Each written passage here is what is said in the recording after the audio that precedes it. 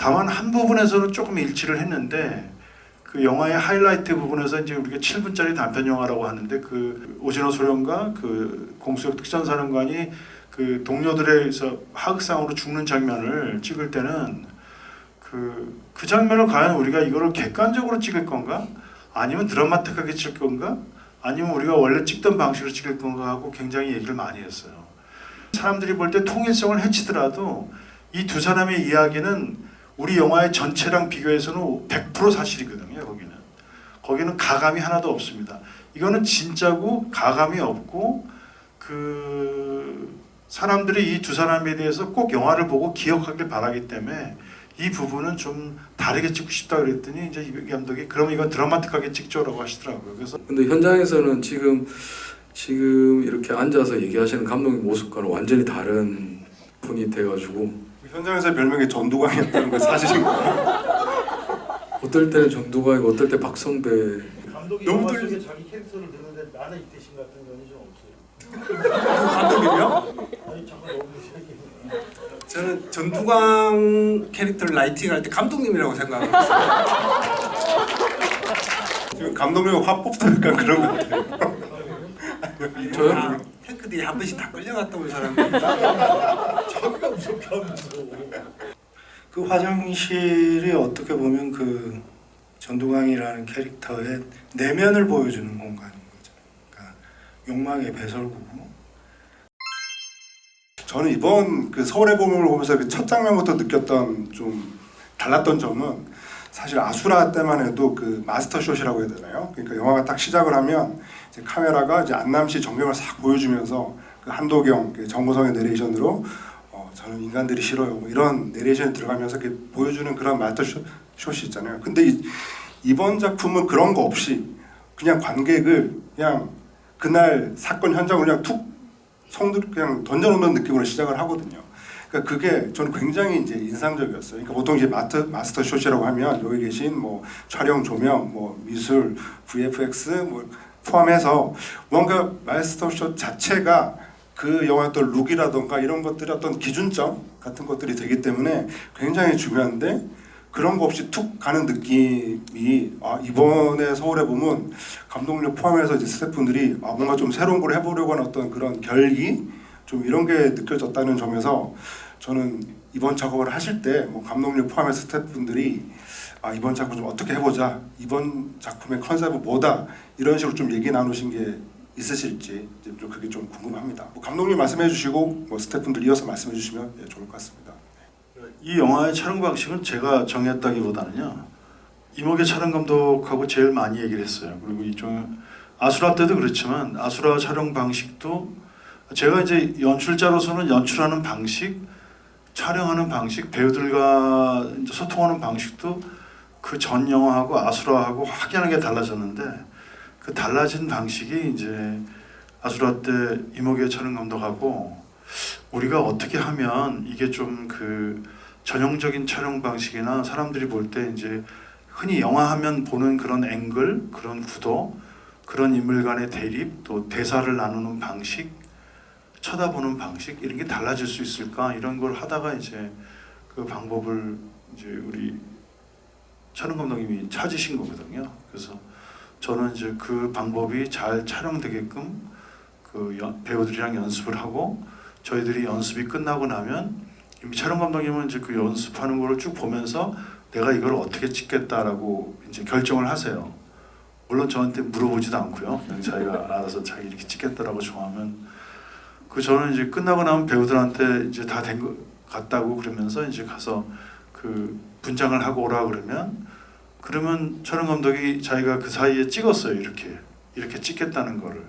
그리고 이미 그렇게 찍는 배우들의 움직임도 다 파악됐기 때문에 그 조명 감독은 이제 그 인물들이 그 움직이는 동선에 맞춰서 조명을 조금씩 조절을 하고 그리고 미술 감독은 정기영 감독은 뭐 아수라 때도 그렇고 지금도 그렇지만 그 3면만 미술하지 않는 감독입니다. 그러니까 사면을 다 완전히 진짜 공간이랑 똑같이 바닥까지도 완벽하게 이번 영화도 보시면 알겠지만 바닥면이나 윗면이나 이렇게 세트처럼 이렇게 엉성한 부분이 전혀 없어요. 뭐 문 닫는 부분에서도 보시면 알겠지만 보통 영화들 보면 이제 문이 닫히면 막 흔들리고 그러는데 그런 게 전혀 없이 완벽한 집처럼 만듭니다. 그리고 그래서 이제 저희들이 이몽규 감독이나 제가 만드는 이렇게 360도로 블로킹을 다 쓰는 어떠한 방식으로 하더라도 다 화면에 다 어떤 것이 담길 수 있게끔 그리고 특히 이제 저희가 밀착해서 찍으니까 이 머리 높이에서부터 허리 높이가 그러니까 그 제일 많이 나오는데 사실 어느 집이나 공간도 거기가 사람의 이제 손이 닿는 거리여서 제일 접촉면이기 때문에 이렇게 좀 많이 그 접촉이 닿아 있거든요. 근데 그런 것까지도 아주 세밀하게 거기가 이제 그런 세월과 삶과 인간의 흔적이 있는 공간으로 다 바꿔주시고 근데 브로킹 라인이 끝나면 그래도 주도적으로 카메라가 가는 데가 정해지니까 이제 그거를 또 본인이 또 다 손보시고 그렇게 하면서 이제 그 배우들이 다 이제 준비를 하고 오면 그러면 그 바로 찍는 거죠. 예. 준비 기간은 좀 걸리지만 촬영은 굉장히 좀 빨리 진행되는 편입니다. 혹시 그 이복의 촬영은 이렇게 그 감독님이 지금 되게 부드럽게 얘기하시는데 현장에서는 되게 무서워요. 굉장히 딴 데 보고 있거나 뭐 이렇게 집중 안 하면은 혼나요 아주. 그래서 되게 열심히 할 수밖에 없는 환경을 감독이 만드시고요. 여기 있는 분들도 다 이제 각자 자기 맡은 파트에서 최선을 다하는 것도 있고 이제 감독님이 그걸 밀어붙이는 그게 있어요. 그래서 감독님하고 아까 하시는 게 어떠냐고 하셨는데 그게 같이 작업할 때는 힘들죠. 끝나고 와야 끝나면은 괜찮아지고 작품을 보고. 근데 현장에서는 지금 이렇게 앉아서 얘기하시는 감독님 모습과는 완전히 다른 분이 돼가지고 현장에서 별명이 전두광이었다는 거 사실인가요? 어떨 때는 정두광이고 어떨 때 박성배. 네. 그런 감독님이 아무튼 영화를 찍을 때는 이 영화가 내 인생의 전부다라고 생각하고 하시거든요. 그래서 그걸 이제 저희들이 같이 이렇게 맞추는 거죠. 다른 영화 찍을 때 저희들이 그러지는 않는 것 같습니다. 그 이제 조명 감독님도 여쭤보면 사실 뭐 이게 그 농담처럼 하는 얘기가 아니라 사실 영화 속에서 이 전두광의 어떤 그 헤어가 사실은 굉장히 그 조명을 받는 장면들이 꽤 있거든요. 그게 약간은 어떤 장면에서는 뭔가 그 보는 사람을 좀 불쾌하게 만들 정도였던 의도적인 샷이나 조명 같은 것들도 느껴지기도 했었는데요. 그러니까 전두광의 그런 헤어가 실제로 조금 그런 조명 설계를 하는 데 있어가지고 또 고려되는 부분이었는지도 조금 여쭤보고 싶습니다. 저는 극 중에서 전두광이라는 캐릭터가 정말 빛을 잘 사용할 줄 아는 캐릭터라고 생각이 들어요. 때로는 어둠 속으로 숨기도 하고 그리고 대중 앞에 나설 때는 또 스포트라이트를 이렇게 즐기기도 하고 그리고 자기가 원하는 게 있을 때는 어둠 속에서 사람들 주 이목을 끌기도 하고 그런 면에서 되게 전두광이라는 캐릭터의 라이팅은 저한테는 조금 더 좀 쉬운 면이 있었던 것 같아요. 왜냐하면 그 캐릭터 자체가 좀 명확한 부분이 있었고 이번 영화에서 제가 시대적 고증이나 그 시대를 재현하는데 첫 번째 포커스를 맞췄다면 제가 그래도 가장 신경을 썼던 부분은 이태신의 얼굴이었어요. 그 이태신이라는 캐릭터가 느끼는 그 외로움 그리고 그 고독함 그리고 그 혼란과 그런 느낌을 좀 저 개인적인 사심이 좀 들어간 부분이기도 한데 제가 정우성 배우님과는 지금 4편째 같이 하고 있거든요 작업을.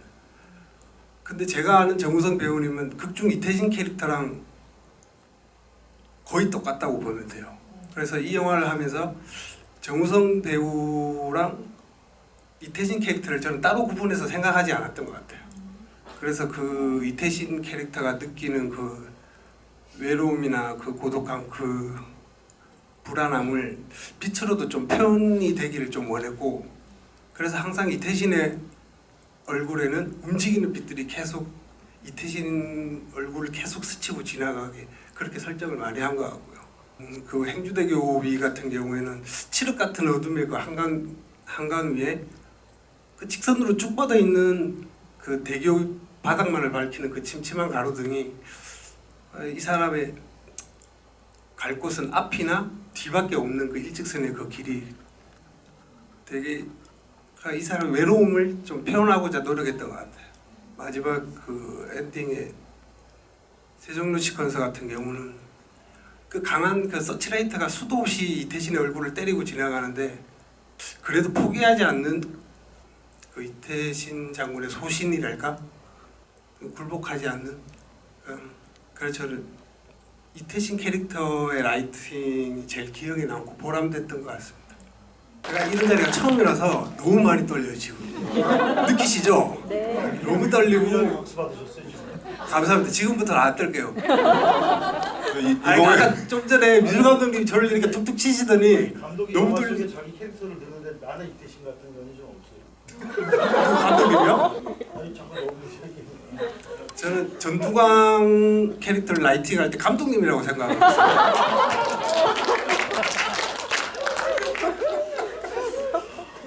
정우성 배우님이 이태진 캐릭터랑 제가 똑같다고 했잖아요. 누구도 똑같습니다. 아, 나중에 보죠. 네, 그 장근영 감독께 여쭤보면요, 그 영화 속에 굉장히 인상적인 공간들이 굉장히 많은데 뭐 벙커도 그렇고, 그리고 뭐 정말 영화 속에서 유일하게 좀 따뜻하게 표현되고 있는 그 이태신 장군이 그 집에서 집밥 먹는 그 집도 그렇고요. 그래도 가장 저한테는 인상적인 공간이 그 역시 그 화장실이었던 것 같아요. 그 전두광의 화장실. 그래서 그 화장실에서 뭐 온갖 일들이 벌어지기도 하고 결국에는 이제 마지막에 와, 그 진짜 잊을 수 없는 그 웃음소리로 끝나는 그 화장실이 인상적이었는데요. 그 화장실 공간의 어떤 미술을 포함해서 뭐 또 감독님께서 좀 특별히 좀 힘주신 공간이 또 어디실지도 좀 궁금합니다. 신경 안 쓰고 힘 안 쓴 공간이 어디 있겠습니까?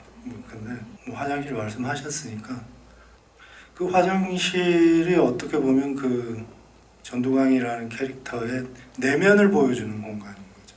그러니까 욕망의 배설구고 그런 자기의 거울을 통해서 자기의 본 모습을 보게 되는 그런 내면의 공간으로 남자의 배설 공간인 그런 공간을 좀 더 욕망의 깊이감 있는 그 좀 뭐라 그럴까 중첩된 공간, 퍼스펙티브가 있는 공간으로 표현을 해본 거죠, 한 거죠. 그건 뭐 감독님하고 여러 가지 이야기를 하면서 결국에 이제 만들어진 그런 공간이고요. 프로덕션 프리가 한 저희가 7개월, 프로덕션이 4개월 반 이렇게 거의 한 1년을 하는데 그 현장에서 우리가 준비를 해서 뭘 했다라기보다는 프리프로덕션 하면서 수많은 그 콘티 작업과 수많은 그 회의를 통해 가지고 스태프들이 정말 시뮬레이션을 많이 합니다. 그 현장에서 어떻게 할 것인지를. 그래야지만 저희는 준비를 할 수 있고 또 그 준비된 그 토대 위에서 배우들이 춤을 출 수 있는 거기 때문에 그런 과정에서 그 촬영 감독님하고 조명 감독님 그리고 CG 실장님들하고 진짜 수많은 그런 그 회의와 그 시뮬레이션과 모든 이런 것들이 정말 녹아들어서 준비가 잘 된 현장이 어쩌면 저희 현장이지 않았나 그렇게 생각이 들고요. 촬영 감독님하고는 그 개인적으로도 굉장히 좀 인연이 깊어요. 저 중학교 동창이에요. 그래서 맨날 현장에서 싸우십니다. 뭐 싸우기도 하지만 서로가 지금 놀란 건 약간 나이 차이 때문에. 얘기하지 말까요? 죄송합니다. 아니 그러니까 프리 때 아수라 때도 그렇지만 참 얘기를 많이 한 것 같아요. 감독님하고도 얘기를 많이 했지만 그 제가 얘기를 많이 했다기보다는 저는 사실 들어요. 촬영 감독님의 얘기를 들어야만 제가 이해를 하고 카메라가 어떻게 되겠구나. 아 배우들이 어떻게 움직이는구나. 그래야만 제가 공간을 어떻게 표현해야지 공간이 배우들과 공간이 따로 떨어진 게 아니라 배우들과 공간이 이렇게 어우러져 가지고 그 시너지가 영화에 보는 이로 하여금 느껴지게끔 하는 그런 공간이 될 수 있도록 만드는 그런 거는 대화나 커뮤니케이션과 어떤 이런 시뮬레이션이 없으면 불가능하거든요. 그런 측면에서 여기 계신 분들하고는 매 작품마다 그런 경지를 한 단계씩 좀 깨면서 좀 더 발전하는 것 같아요. 제 스스로에게도 굉장히 시너지가 발생하는 그런 작업이었고 굉장히 좋았습니다. 옆에 계신 또 정재훈 그 슈퍼바이저님께 여쭤보고 싶은 건요. 사실 이런 시대 제열의 이제 드라마 같은 경우에는 어떤 철저한 시대 고증이라던가 어떤 리얼리티 같은 것들 많이 따지게 되는데 그러다 보면 과연 작품의 어디에 이렇게 VFX가 이렇게 좀 가미가 되고 뭐 그랬을까라는 궁금증이 생기게 되는데요. 좀 몇 장면 좀 예를 들어서 조금 설명해 주시면 어떨까 싶습니다. 이 영화에서는 뭐 전체 뭐 한 2,000 몇 컷 중에 한 1,500컷이 CG가 들어갔었는데요. 그래서 뭐 공간뿐만 아니라 뭐 전투광 그 헤어 리터치 포함해서 많은 컷들이 있었고요. 그 공간적으로는 그 감독님이 되게 중요하다고 생각하셨던 부분이 그 광화문 그 처음에 30경비단 소개할 때 이렇게 드론이 날아가잖아요.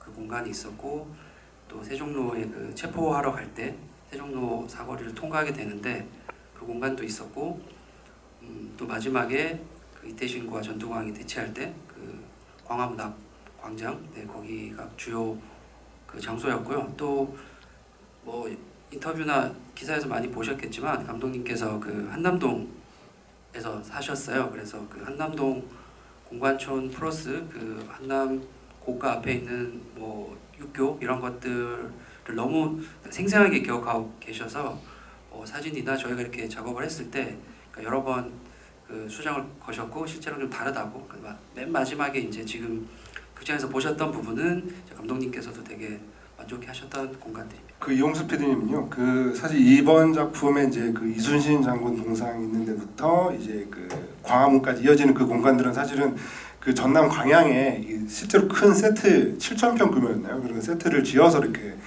그 작업을 한 거로 알고 있는데요. 좀 그 이해가 좀 듣고 싶습니다. 저희가 어쨌든 지금 광화문이 있긴 하지만 사실 그 당시 광화문과 그 지금 광화문 앞은 너무 달라가지고요. 사실상 뭐 섭외해서 찍기도 불가능하기도 하지만 어쨌든 거기서 찍더라도 다 CG로 그 시대를 다시 재현해야 되는 이슈들이 있어서 처음에 시나리오 봤을 때부터 어쨌든 이거는 구현을 새로 해야 된다라는 생각을 했었습니다. 그래서 많이 찾으러 다녔었는데요. 이게 광화문 다 가보셔서 아시겠지만 되게 엄청 커요. 엄청 커서 그 정도 공간을 실제로 구현할 수 있는 그 빈 땅이 우리나라에는 없더라고요. 사실상. 그래서 어쨌든 그 부분을 감안해서 이제 그래도 어느 정도 지을 수 있는 공간을 찾자고 하였고 그럼에도 불구하고 그런 땅이 많지 않아서 저희가 찾는 땅은 어쨌든 평지여야 하고 그리고 아스팔트가 깔려 있어야 하고 이런 부분이 있는데 그런 공간이 없어서 이제 찾다가 그 광양에 있는 뭐 스타인백 코리아라는 뭐 회사에서 가지고 있는 땅인데 이제 그 땅을 많은 팀들이 사용을 했었습니다. 어쨌든 많은 팀들이 거기서 이제 오픈 세트로 많이 사용을 했었던 곳인데 저희는 그들이 사용한 것보다 더 많은 부분을 써야 해서 원래는 그들이 가지고 있는 땅의 이제 절반 정도가 이제 흙바닥이었는데 거기 이제 아스팔트를 새로 구축을 하고 그리고 저희가 거기 위에 이제 미술 감독님의 세트들이 이제 올라서면서 구현을 하게 됐고요.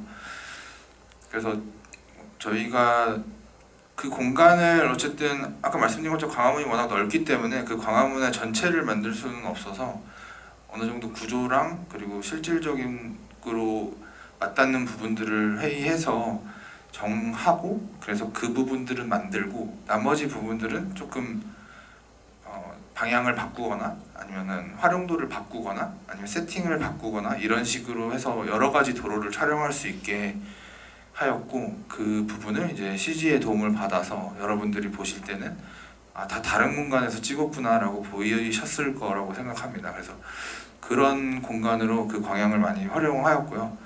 그래서 아마 보신 거에서 도로들이 되게 많이 나오는데 그 도로들의 거의 대부분들은 광양에서 찍은 것들이 많고요. CG로 많이 구현한 것들이 대부분이라고 보시면 될 것 같습니다. 네, 이목의 감독님도 한번 여쭤보겠는데요. 사실 오늘 좀 많이 제가 실망을 했습니다.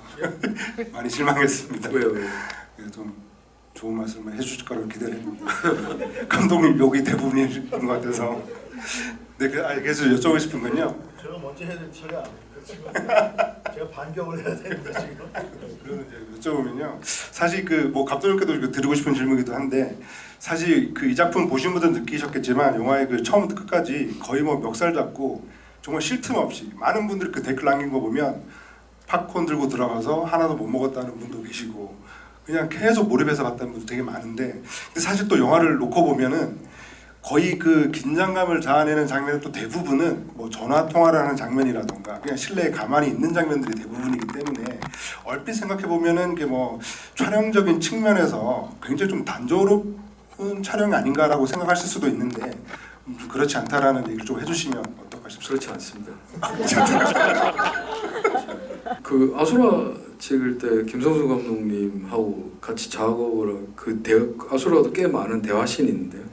보통 대화씬을 찍으면은 그렇게 사람들은 그 사람이 무슨 말을 하는지를 되게 중요하게 생각하거든요. 보통 그 사람 하는 말들, 전해야 될 정보들. 근데 아수라 찍을 때 감독님이 제일 많이 하는 얘기가 제가 하는 말 하나도 안 중요해. 제 말을 듣고 있는 제 표정이 더 중요해. 그런 얘기를 되게 많이 하시거든요.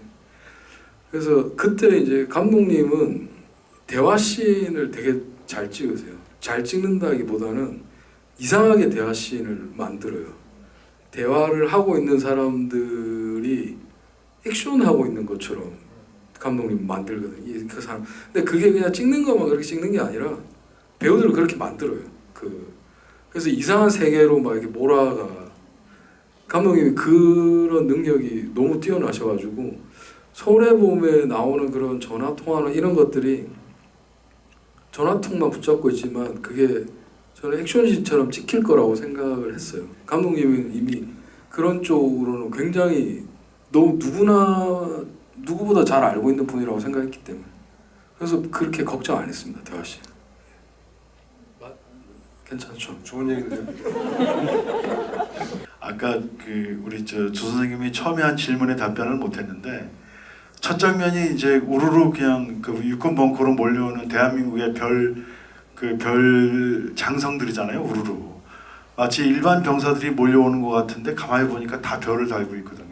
그 장면을 갖고 이제 촬영 감독이랑 많이 얘기를 했는데 이게 저희가 농으로 해요. 제가 이제 가끔씩 촬영 감독님이 찍을 때 좀 예쁘게 찍으면 안 돼? 그러면 막 이렇게 저를 노려보면서 예쁘게 찍을 사람 다른 데 데리고 와요. 막 이렇게 하면서 아니 나는 예쁘게 찍는 거 싫고 예쁘게 찍는 거 못해요 이렇게 말씀하시는데 그게 무슨 말이냐면 저희 이제 충무로에 있는 영화 감독들 사이는 잘 아는데 이목에는 사람만 찍습니다. 그러니까 사람만 찍는다는 의미가 뭐냐면 영화를 전달하는 인물들의 그 감정과 움직임이 중요하기 때문에 그 인물들의 감정을 따라가는 카메라가 이제 소위 그 이목의 촬영 감독의 전면 특허인 거죠. 그래서 이번 영화를 할 때 이목의 감독이 저한테 제일 많이 했던 얘기는 이 영화는 다큐멘터리처럼 그 일정한 거리를 둬야 된다. 하지만 모든 다큐멘터리 카메라는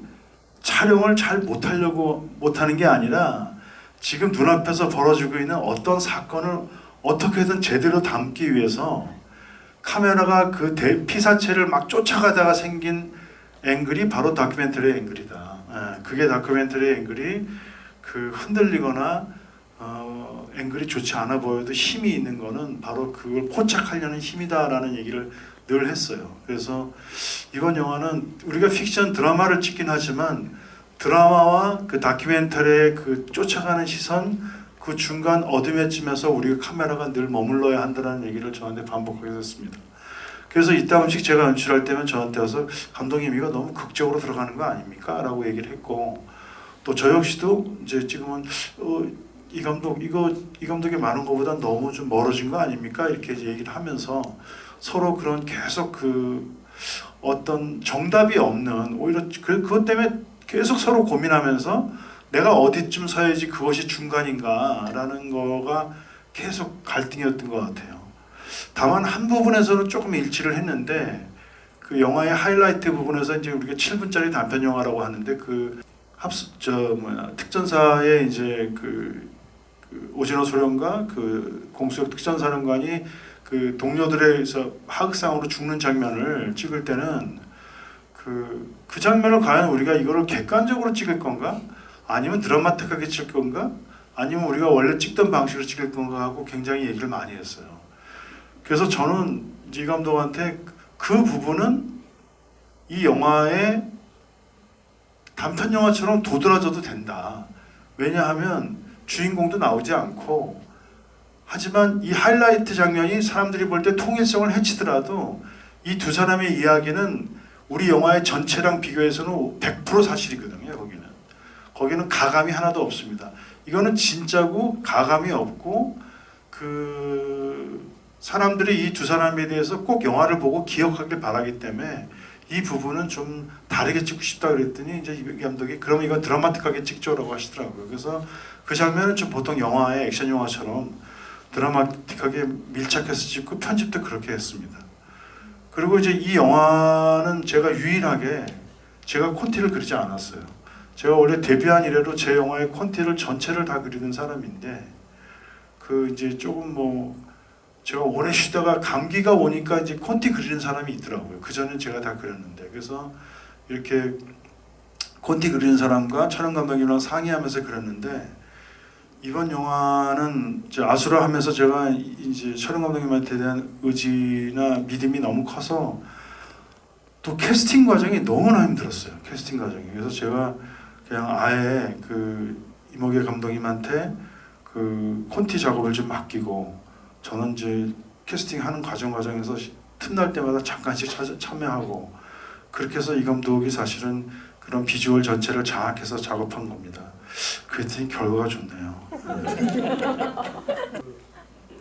감독님이 콘티 그리라고 그랬는데 그 처음에는 나는 이 영화가 되게 데이비 핀처 영화처럼 컷이 날카롭게 하나씩 이렇게 붙었으면 좋겠어 그러시더라고요. 근데 감독님 그렇게 절대 안 찍을 건데 근데 나는 이번에 그렇게 찍을 거야 그래서 그렇게 거의 한 달 한 것 같아요. 근데 그거 하려면 머리를 되게 써야 되는데 한 달 지나가면 이렇게 찍으면 안 될 것 같다고. 감독님은 조금 전에 말씀하신 것처럼 영화 끝나는 마지막 컷까지 사람을 불안하게 해요. 절대 안 믿습니다. 네, 절대 안 믿. 저도 안 믿고 감독님도 안 믿는 것 같아요. 스스로도. 영화 끝나 마지막 컷 찍을 때까지 현장에 있는 모든 스태프들이 불안해. 정말 그래요.